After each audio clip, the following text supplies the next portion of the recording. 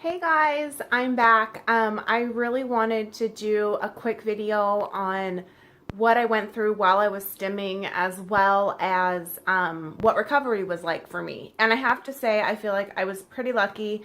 Things were pretty chill while I was stimming. So just to let you know, I was stimming for 10 days. On day 11, I did take ganirelix, but my doctor had me hold off on anything else until blood work came back. And once that came back, they decided to not have me do anything else and trigger that night. So even though I didn't trigger until day 11, I really only did all my injections on day 10. So 10 days of stims, retrieval on day 13. I have to say, again, I was pretty lucky. I really didn't have symptoms until around day 10. I wasn't tired or cranky or headachy or anything like that. On day 10, I don't know if maybe it was because it was a Monday and I had to be at work, but that's when I definitely started to feel tired. Like I remember just thinking, how am I going to get through today? And that was all that was really going on day 10. On day 11, definitely day 12, the bloating kicked in, and I just remember like sitting at my desk at work and I just couldn't get comfortable. Like everything just felt so tight and like not itchy, but like I don't know how to explain it. Anyway, I just like couldn't find a comfortable position in my chair, and it was obnoxious. So that was pretty much it. I don't feel like I wasn't constipated. I didn't get headaches. Obviously, like I said, I was tired, but not really until the very end. One thing I might have been a wee bit cranky, because I know, when my partner in crime in this, he was here, and he's a pretty funny guy, and he jokes around a lot. And I just remember the night before egg retrieval, we were coming back from dinner and he was making jokes and stuff. And I just remember thinking, you're not funny, shut up. And normally he's totally funny. So maybe I was like a little bit cranky since I didn't seem to think he was a funny guy that day. But other than that, I feel like I wasn't cranky or anything. So I did pretty well. I was just bloated by the end and ready to get him out. You know, I did, like I said, if you've seen the other videos, I had 27 eggs come out. So my ovaries were pretty big. Because of that, I do think when it came to recovery, I may have had a very, very mild case of ovarian hyperstimulation syndrome. Nothing that the doctors were worried about or anything like that, but I do know my estrogen levels were really, really high, which is why on that 11th day, they didn't have me do anything else. During recovery, the first day, really crampy, pretty much just laying down on my back was the best position to be in. Trying to walk was really painful. Like to stand up straight just hurt a ton. Like I literally was like doubled over walking around the house when I had to. But by the next day, pretty much that was over. I mean, it would be tender if you touched it or, pushed on it. But other than that, I was pretty good from a pain standpoint. Bloating though, holy bloating fest.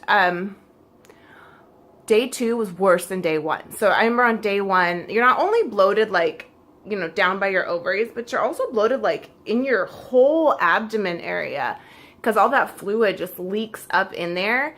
And I remember my mom looking at me and she goes, "You look like you're already pregnant." And I was like, "Thanks a lot." So that just goes to tell you like how bad it is. And on the second day, it actually got worse. Like I put on 2 more pounds the next day, because they tell you to watch that to make sure, it's one of the ways they check for that OHSS. And I did put on a couple more pounds the next day, and my stomach, I just remember like that upper part, that stomach part was just like pushed out so far and like felt so tight, and like I would try to suck it in and it just wouldn't even move. And I hadn't even eaten much that day. It was crazy. But then by the 3rd day, I dropped like 5 pounds in the morning. So I knew I was on the back end and I was going to recover from it. But let me tell you, the bloating is no joke. It is crazy.